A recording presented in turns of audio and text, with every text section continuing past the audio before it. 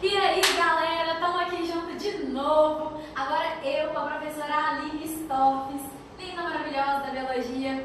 E aí nós vamos falar com vocês sobre um assunto super interessante, que é o HIV, AIDS e as curiosidades envolvidas aí nesse tema. A Aline vai começar abordando pra gente o conteúdo. Beleza, então vamos lá. Primeira coisa que eu quero saber.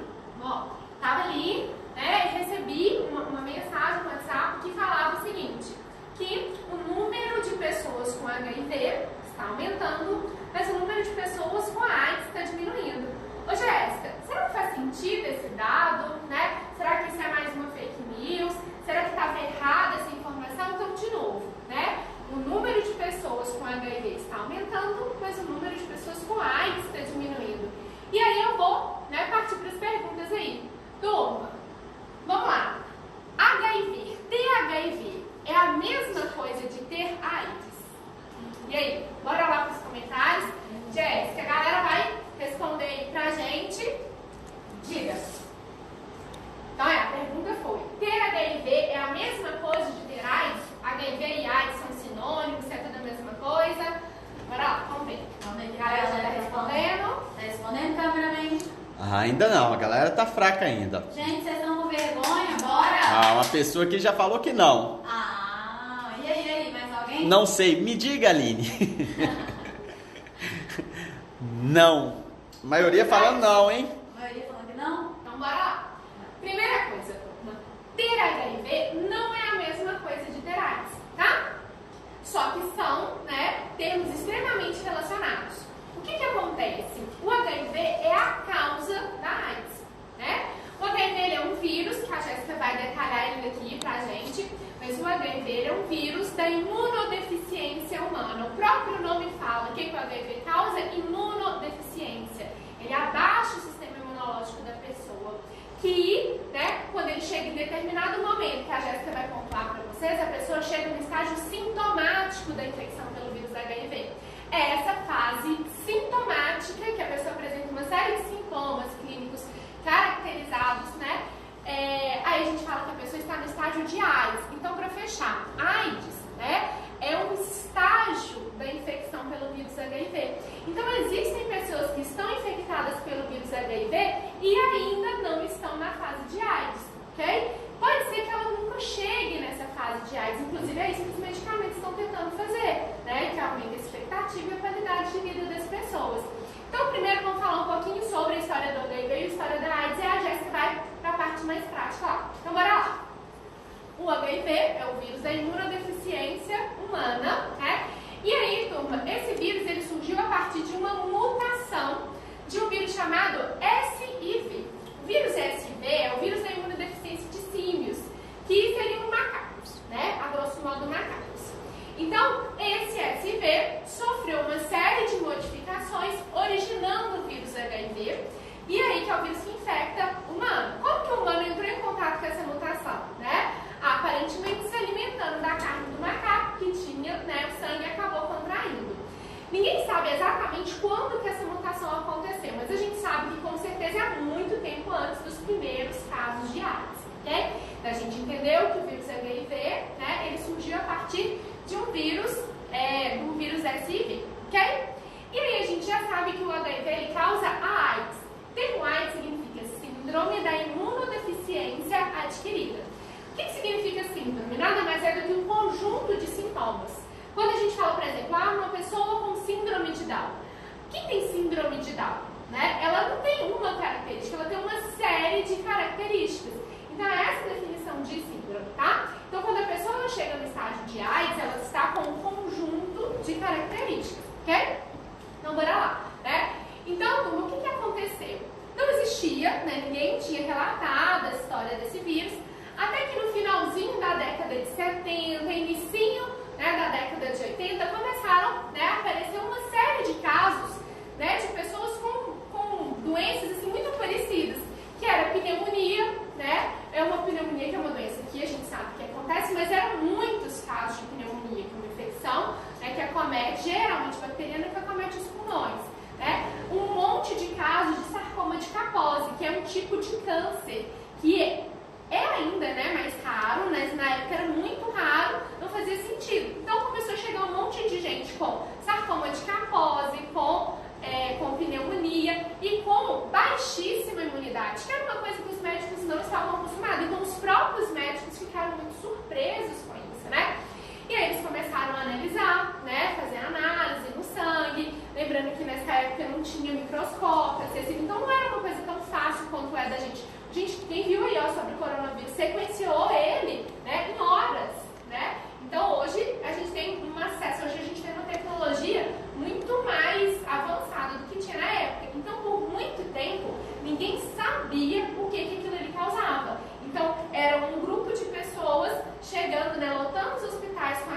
sintomas, mas ninguém sabia direito. Depois eles entenderam que essas coisas estavam relacionadas a uma doença, né?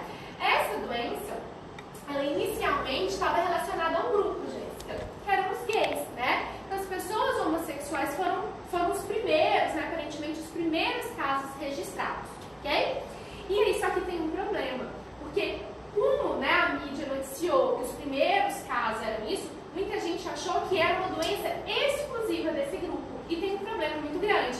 Primeiro que aumentou o preconceito contra essas pessoas, que isso por si só já é uma coisa muito problemática, né? Então as pessoas ficavam cada vez mais marginalizadas por isso. Mas tinha um outro problema, que era, se eu não sou gay, eu não pego essa doença. Isso tem um problemão. Porque aí o que acontece? As pessoas começaram a contrair. Porque era uma doença que eles descobriram que inicialmente era uma doença de transmissão sexual, certo? Mas depois eles viram que não era só a relação sexual que era, né, era uma forma de transmitir.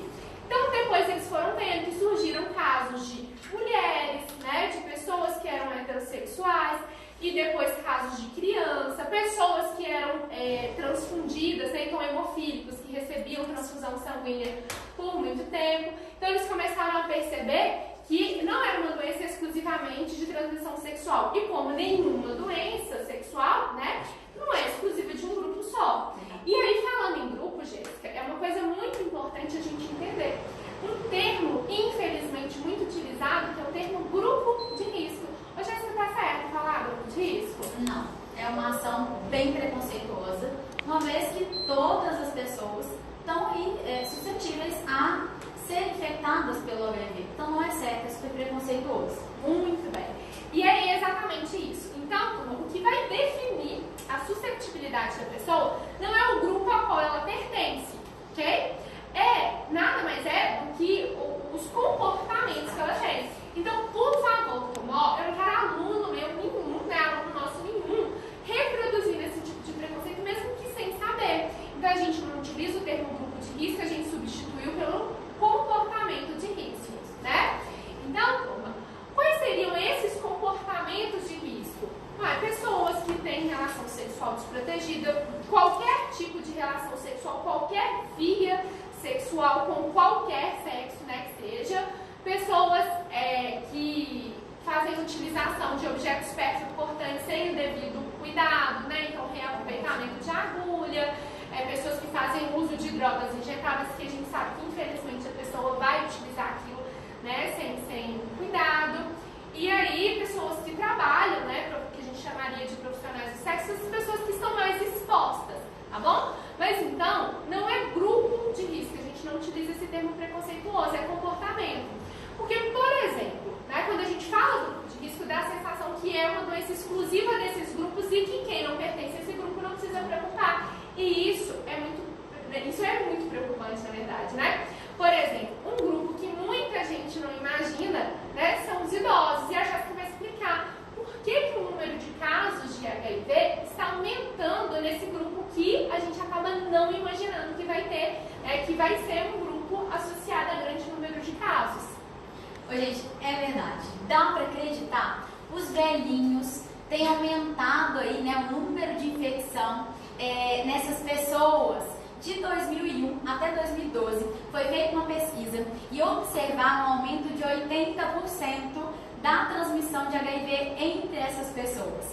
E as duas causas, Aline, as duas principais, seria a resistência dessas pessoas em não utilizar o preservativo, a camisinha, né?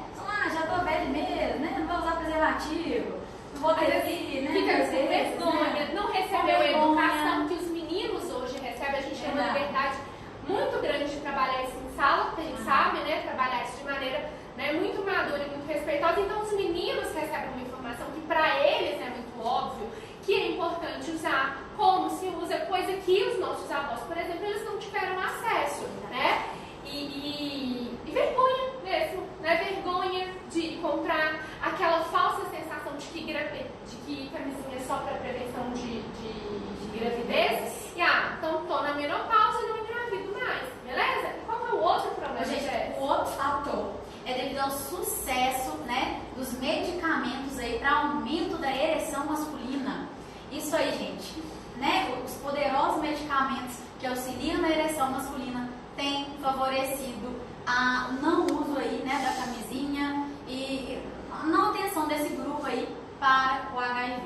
É porque acaba que, né, essas pessoas, elas resgatam a vida sexual, que já tinha muito tempo, às vezes, né, que não estava acontecendo, e aí sem precaução, né, sem os devidos cuidados. Então isso é um problema que a gente precisa trabalhar e de uma maneira muito respeitosa, né? A gente precisa entender qual é o nosso papel da sociedade, conscientizar esse grupo também, porque é muito fácil, né? Aparece um monte de propaganda na televisão voltada para jovem, né? Mas os idosos a gente precisa conscientizar também com muito cuidado, com muito carinho, mas a gente precisa levar, né? Porque a gente é instrumento de informação e a gente precisa levar essa informação que é delicada, mas ela é muito, muito importante, né? Então não tem nenhum grupo, né, que teria risco, né, que não teria risco. É o comportamento. Quais seriam esses comportamentos, Jéssica, que aumenta a chance da pessoa pegar o HIV? Pois é, o próprio ato mesmo, né, do sexo, sem a prevenção, como você já disse, compartilhamento das seringas, né, tem a mãe HIV positiva também, exatamente, né? Então, é uma coisa que é muito importante para a gente discutir, né? Então, vamos finalizar aqui, Jéssica, as vias de transmissão. Transmissão sexual, seja o tipo de relação que for, se for sem camisinha, né? A gente sabe que é uma chance. Transmissão sanguínea, seja pela transfusão de sangue, seja pelo compartilhamento de agulha, seja por um acidente que a pessoa corta como objeto importante, compartilhamento de objeto lá do dentista, o alicate de unha, que é uma coisa que às vezes a gente fica com vergonha de levar na manicure, mas é um objeto de uso pessoal, outro que não é descartável, né? Ele tem que ser de uso individual mesmo, porque por conta do risco. E a terceira forma é a transmissão vertical, que muita gente não entende. Transmissão vertical é da mãe infectada para o neném em 3 momentos. Dentro da barriga, na hora do parto e através da amamentação. Jéssica, isso é um perigo. Muita gente não sabe que também passa através da amamentação, através do leite. A própria amamentação pode machucar o seio, então sai sangue que também entra dentro de infecção sanguínea. E antigamente, né, a galera amamentava, né? Então, o filho enfim, e isso era uma coisa assim, até um gesto de carinho, né? Mas que hoje a gente sabe que isso é muito perigoso, porque o HIV é uma doença que não tem cara. Antigamente as pessoas eram muito estereotipadas, era uma doença muito estereotipada. A pessoa com HIV, ela era sempre, né, muito magra, né, né, muito fraca, com aquela cara de doente mesmo. E o HIV tem cara, né, não tem mais isso, né? A gente não consegue bater o olho e achar. Na verdade, tem um monte de pessoas que você olha, são pessoas saudáveis, mas elas são portadoras. Muitas vezes elas não sabem, né? Ou às vezes elas sabem, mas não tomam os devidos cuidados. E aí, é muito importante a gente entender isso. Então, a gente já diferenciou HIV de AIDS e as vias de transmissão. Fechou? Fechou. Beleza, Jéssica. Agora, eu já diferenciei o HIV da AIDS, a Jéssica vai falar sobre a estrutura do vírus. O que é o HIV? Como ele é, Jéssica? Então vamos lá, pessoal. Segue aí acompanhando bonitinho. Bom, o HIV, ele é um retrovírus. E o que ele precisa ter para ser considerado um retrovírus? Ele tem um RNA como material genético, ok? Ele também tem uma enzima chamada transcriptase reversa. E, gente, olha o nome. Transcriptase vem de transcrever. Reversa é porque eu vou mudar, eu vou transformar. Então, o HIV, ele pega o RNA viral e ele transforma em DNA viral. Porque as nossas células, elas só conseguem produzir proteína a partir da leitura do nosso DNA ou do DNA ali, daquele antígeno em questão. Tranquilo? Então, essa enzima, a transcriptase reversa, tá aqui bonitinha, ela faz esse papel aí pro HIV. Fechou? Outras 2 proteínas que o HIV possui é a integrase, que é uma enzima que vai ligar o RNA viral, transforma, né, para DNA. A gente liga esse DNA viral no DNA da célula-alvo, para que a célula consiga ler aquele material genético. E a protease, que é uma proteína, né, com a função, como o nome já diz, de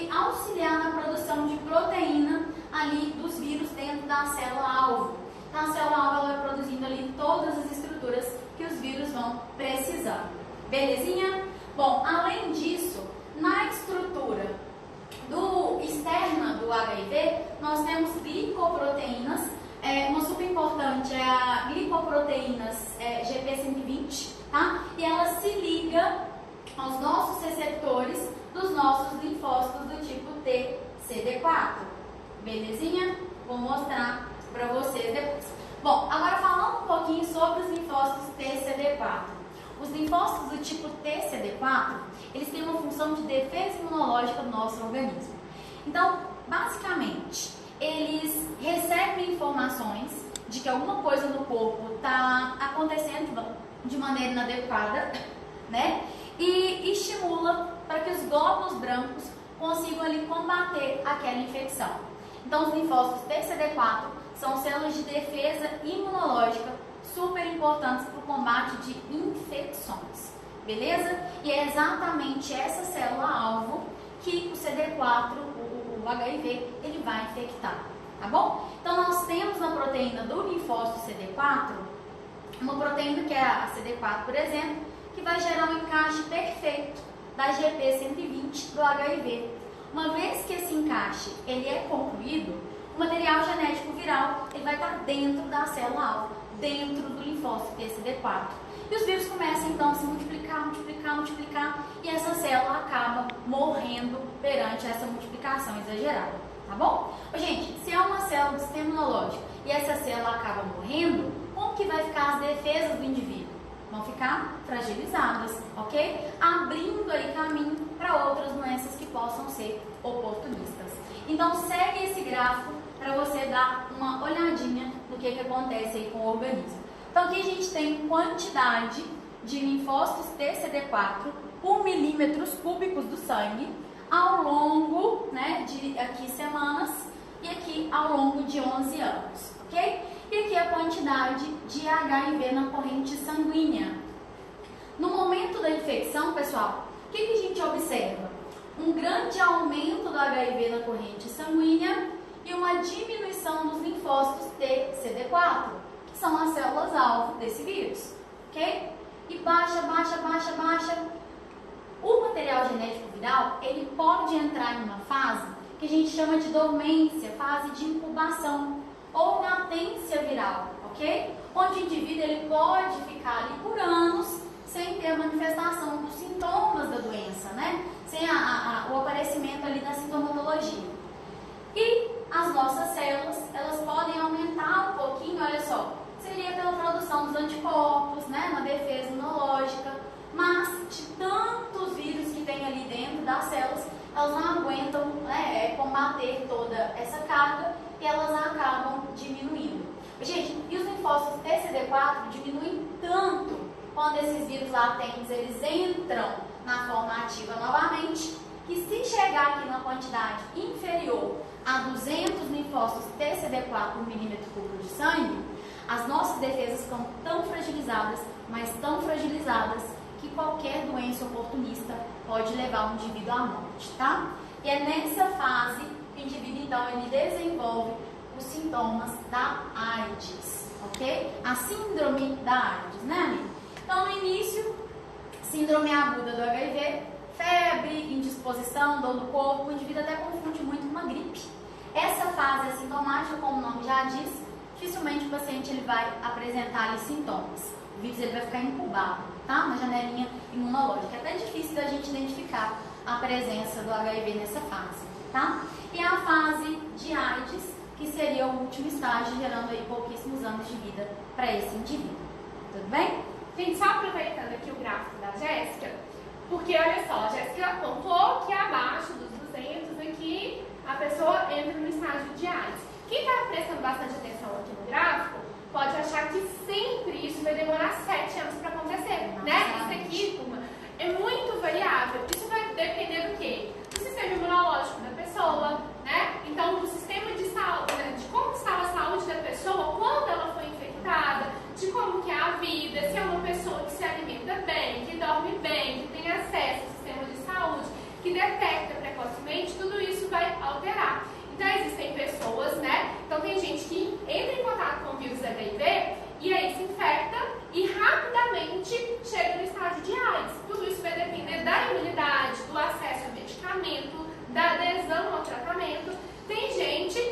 que já vai demorar muito tempo. Então isso aqui o gráfico ele tá certinho, mas é só pra gente ter noção de que esse tempo não é fixo. Isso depende muito, né, do sistema imunológico da pessoa, beleza?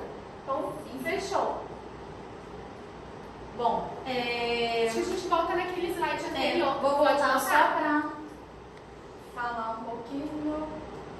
Volta aí no slide anterior. Gente, e como o coquetel ele vai agir? Né? Legal a gente comentar sobre isso. O coquetel ele vai ser um composto ali, um mix de 2 ou 3 comprimidos que o indivíduo HIV positivo ele vai receber, tá? E um detalhe, uma informação muito importante, o Brasil ele é referência no tratamento do HIV, ele disponibiliza esse coquetel aí de forma gratuita para esses indivíduos, tá? HIV positivos. Então, o coquetel ele pode agir de várias formas, inibindo os nossos receptores da célula CD4 para que o vírus não consiga infectar a célula-alvo, ou ele pode inibir a ação da transcriptase reversa para que o RNA viral não seja transcrito, né, em DNA viral, para que a célula não consiga produzir o que o vírus precisa, inibindo também a protease e inibindo também a integrase, tá bom? Então o coquetel, gente, ele não gera a cura do HIV. O coquetel ele é um tratamento que inibe a replicação do vírus HIV. Então, isso vai dar uma estabilizada na vida do indivíduo HIV positivo para que ele não venha a desenvolver a síndrome da imunodeficiência adquirida, ok? Então, esse coquetel ele dá uma freada ali na doença e impede a replicação do vírus. Tranquilinho? Beleza. Então, o que o coquetel ele vai fazer? Basicamente, ele é um conjunto de remédios. Inicialmente era um tantão, por isso que chamava coquetel. Então, a pessoa tomava dezenas de comprimidos, era uma mão cheia de comprimido. Hoje já não é assim, né? E aí, as pessoas, hoje tem gente que toma um comprimido, tem gente que toma 3, tem gente que toma até mais, isso vai depender da carga viral, que é a quantidade de vírus. Então, assim, o tratamento ele vai ser ajustado à medida da resposta do sistema imunológico. Então, fechando aqui, o vírus HIV, ele é um vírus envelopado, né? Esse aqui é um envelope viral, tem as proteínas lá, né? Muito importante para adesão da célula-alvo. Aqui a gente tem o capsídeo, que é proteína, então quem continuou, né, na aula de proteínas que eles deram, né, a aula anterior, as enzimas são um tipo de proteína, então aqui são os principais alvos dos medicamentos que eles são utilizados no tratamento, que a gente chama, né, de coquetel. E só um detalhe, pessoal, super interessante, descobriram recentemente que algumas pessoas têm uma mutação, tá? E desenvolveram a proteína CD4, que é um presente lá no linfócito CD4, de maneira diferente. Então, isso acaba mudando a configuração dos receptores da CD4 e o vírus HIV não consegue infectar essas células com mutação, tá bom? Então, indivíduos que sofreram essa mutação, eles são imunes ao HIV. E como que a galera descobriu isso, né, Aline? Foi muito interessante porque foi através de um paciente que tinha câncer de sangue, né, uma leucemia, e esse paciente ele precisou de um transplante de medula. Então, nesse caso, as medulas do receptor, as células, né, da medula são destruídas e a medula de um receptor compatível, tá, vai ser introduzida nesse receptor. E aí, por sorte, gente, essas células da medula do doador tinham essa mutação na CD4. E o cara que recebeu essa medula, ele era HIV positivo, além de apresentar o câncer também, tá bom? Então ele tratou a leucemia e ao receber essas células novas com as proteínas ali alteradas, né, do receptor CD4, essa pessoa ela ficou imune ao HIV, tá bom? Isso foi acidental. Segundo caso de cura que nós tivemos do HIV, ele foi um caso induzido, tá? Eles escolheram um paciente, né, que tinha HIV presente, tinha HIV positivo e tinha também uma leucemia. E procuraram ao redor do mundo um doador, né, de medula para ele que também tivesse essa mutação na CD4. E, gente, não é fácil a gente encontrar esse doador, tá? Porque a medula tem que ser compatível e o cara tem que ter a mutação, que acontece em menos de 1% da população mundial. Mas encontraram o cara, pessoal. E aí fizeram esse transplante e esse indivíduo, ele ficou também curado do HIV. Muito interessante, né, esse processo. Os cientistas agora estão esquematizando, bolando ideias para induzir essa mutação em indivíduos HIV positivo. para que essas pessoas passem a expressar CD4 de forma defeituosa.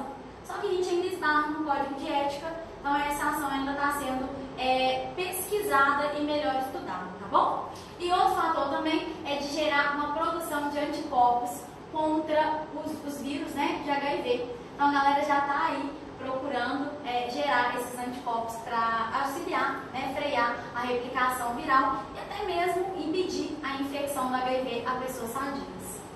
Então, beleza. Isso aí que a Jéssica mostrou é muito importante. Essa mutação a gente chama de um gene chamado CCR5.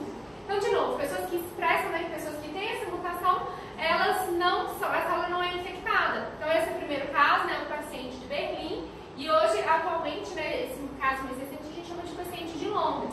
Então, esses dois casos, né, foram mostrados pela Jéssica.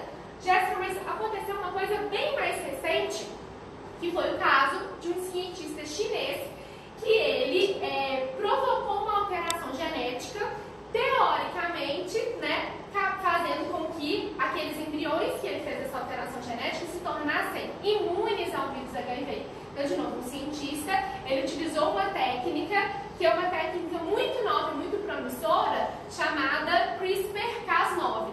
CRISPR-Cas9 é o nome de uma enzima bacteriana. As bactérias produzem essa enzima que tem como função provocar cortes no DNA, né? Lembrando que bactérias, elas são infectadas por vírus, por exemplo, e os vírus grudam no DNA, podem grudar o DNA lá. Então, como uma forma de defesa, as bactérias, elas produzem essa enzima. Então, o que a ciência descobriu, né? Se eu pegar essa enzima e colocar, né, tratar as minhas células com essa enzima, que seria como se fosse uma tesoura molecular, então que ela corta, eu consigo editar o DNA e a gente conseguiria fazer várias coisas. Eu conseguiria deletar genes que causam mutações, que causam doenças. Então, isso é muito, muito extraordinário. Só que o que esse cientista ele fez? Ele fez uma edição genética em humanos, que a gente sabe que está proibido, né? Alteração genética, isso, a gente tem isso, esbarra muito, né, no código de bioética. Então, ele criou meninas, né, duas irmãs gêmeas, geneticamente editadas para que elas se tornassem naturalmente imunes ao HIV. A princípio, isso parece muito, o cara foi bonitão para a televisão achando que ele seria aplaudido. A princípio, é muito interessante. Eu fabrico bebês naturalmente imunes, mas isso tem um problema muito grande. Primeiro que é um problema de edição genética e a gente nunca sabe o que vai dar. Pode ser que delete uma coisa ruim, mas pode ser que delete coisas importantes também. É um pouco imprevisível, a gente não sabe. E outro problema, né? Como é que eu vou testar? Jéssica, como é que eu vou saber se essas meninas realmente são imunes? Testando. E se não tiver dado certo? E se não forem todas as células dela que estão sendo produzidas dessa forma? As crianças se infectariam. Então é uma coisa bem interessante, mas na biologia a gente sempre tem que ter uma visão crítica. Então é uma coisa que não dá para fazer. Lembrando, né? Então descobriu a cura? Não, né? É um tratamento, esse que a Jéssica contou, é uma coisa muito específica. Já é difícil uma pessoa, né, encontrar um doador de medula óssea. Quem dirá um doador com uma mutação? Então fechou, né? Então acho que tá tranquilo. Beleza? Belezinha. Gente, agora nós vamos falar de outro assunto super interessante. Vocês sabem a diferença de PrEP e PEP? O que será, gente? Sempre rola essa dúvida, né? Não, com certeza, né? Acho que muita gente nem sabe. Então a gente tem três coisas. Eu tenho tratamento, tem a PrEP e a PEP. Jéssica já falou do tratamento, que é aquele conjunto de medicamentos que eles basicamente vão inibir aquelas enzimas muito importantes. Transcriptase reversa, integrase e protease. Não é o principal alvo? Isso. Geralmente as pessoas tomam combinado, tomam aquele medicamento a vida inteira. Esse medicamento vai curar a pessoa, Jéssica? Não. Ele vai inibir a replicação, ou seja, o aumento do vírus no corpo da pessoa. Fechou? Não consegue levar a cura. Vai inibir a multiplicação, fazendo com que o vírus ele fique cada vez menor, podendo até chegar a ser indetectável. Nesse caso, o que pode acontecer, na verdade, é o que a gente busca. Se a pessoa chegar na carga viral indetectável, ela não vai transmitir isso pela via sexual, ok? Então, o que o tratamento ele faz? Ele cura? Não, mas ele aumenta o tempo e, principalmente, ele aumenta a qualidade de vida. Inicialmente, eram medicamentos com muitos efeitos colaterais. Hoje, menos. Só que isso é um problema. Isso dá uma falsa sensação de que a doença está controlada, de que é tranquilo viver com AIDS, porque a gente tem que pensar não só do ponto de vista da saúde física, saúde mental da pessoa também, porque é uma doença que não tem cura, né? Então, fechou. Então, o tratamento, a gente já viu que o tratamento ele é de graça.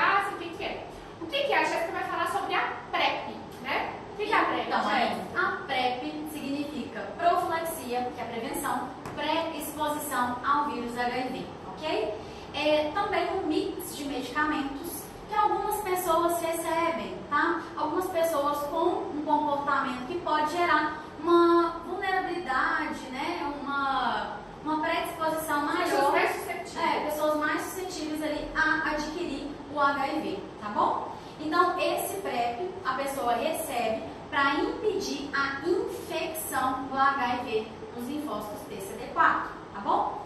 Quem seriam essas pessoas mais suscetíveis, né, a adquirir o HIV? Pessoas, casais que um dos parceiros seja HIV positivo, né? Esse casal tem uma chance ali da transmissão do HIV, né?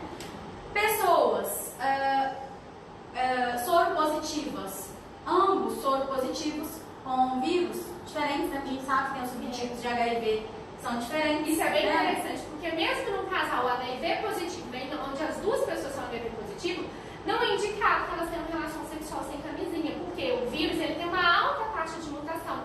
Então, não necessariamente vai estar igualzinho. Lembrando que ainda vai estar chegando. Então, a carga viral dessa pessoa está controlada. Quando ela tem uma relação sexual, por exemplo, com uma pessoa que também é contaminada, o que acontece? Essa carga viral aumenta. E não só aumenta com vírus diferentes. Então, a resposta, o tratamento pode vir a ser prejudicado. Beleza. É verdade. Bom, então basicamente é isso, né? O Ministério da Saúde também tem os grupos que podem ter acesso a esse coquetel, tá? A essa PrEP, que é esse mix de medicamentos.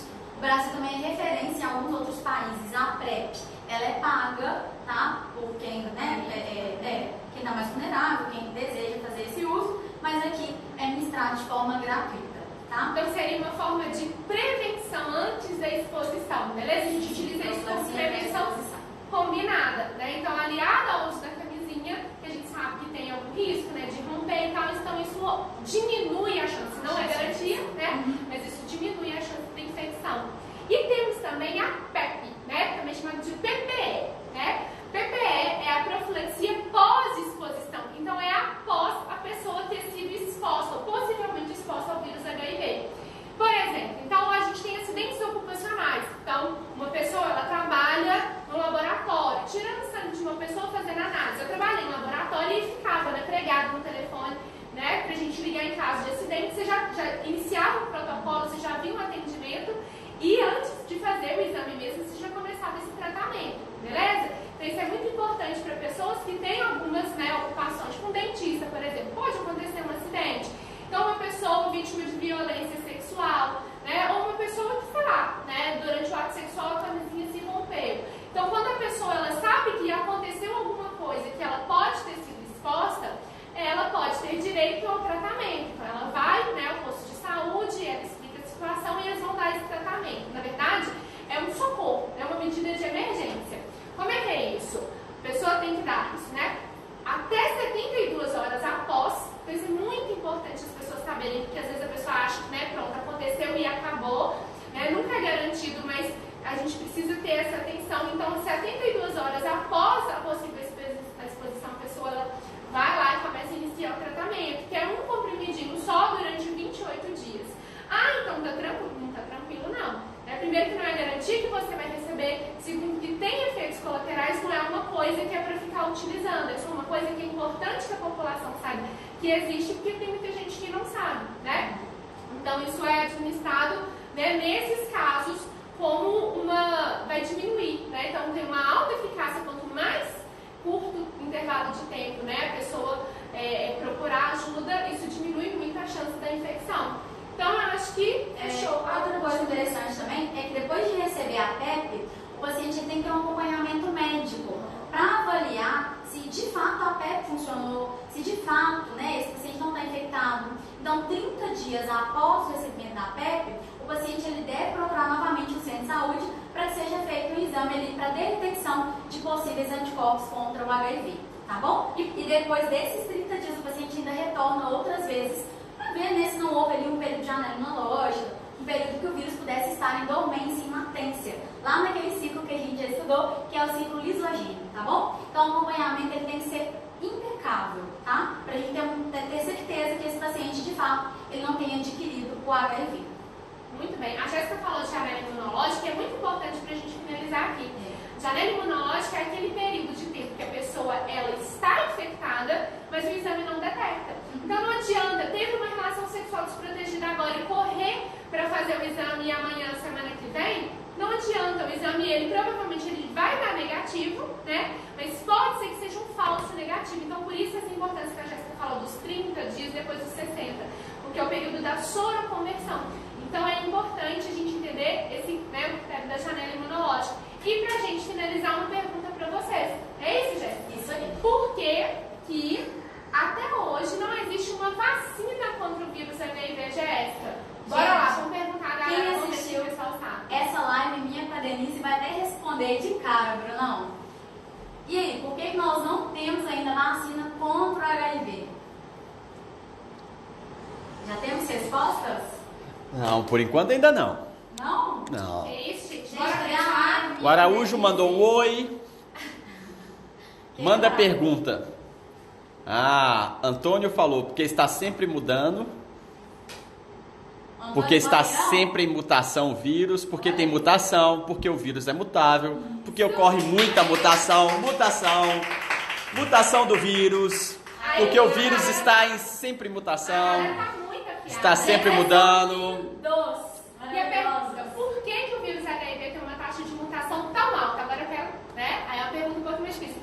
Por quê? Isso, beleza, e realmente, porque está sempre mudando. Por que o vírus HIV ele é um vírus que tem uma alta taxa de mutação? Vamos ver, por enquanto estão respondendo. Gente, eu vou lá, Charlie. E aí, pra mim. Eu apareci. Olha o ano.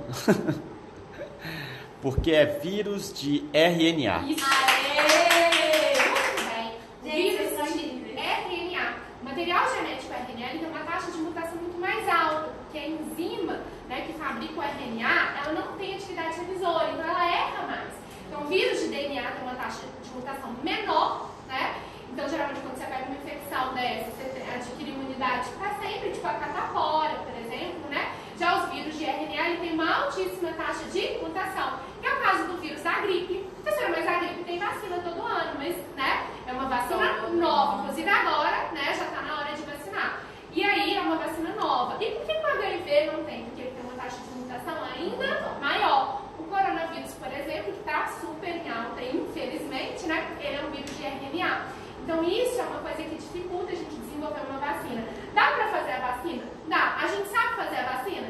Sabe. Só que na hora que vai testar, o que acontece? O vírus tá o quê, Jéssica? Ele já tá diferente. Infelizmente, é isso. Verdade. Então, espero que a gente tenha tirado as dúvidas de vocês, né? Quem tiver ficado com mais dúvida, pode mandar pra Pode gente mandar lá. também, né? Que é importante pra gente. Foi um prazer, né? Passar esse tempinho com vocês, tirar a dúvida e discutir esse assunto que é muito, muito importante, né, Jéssica? Gente, um beijo. Fiquem com Deus. Não sai daí. Daqui a pouquinho tem live da Denise com a Renatinha, né? Vocês não podem perder. Foi um prazer enorme. Um beijo. Fiquem com Deus. Então, beleza? Beijo. Até mais.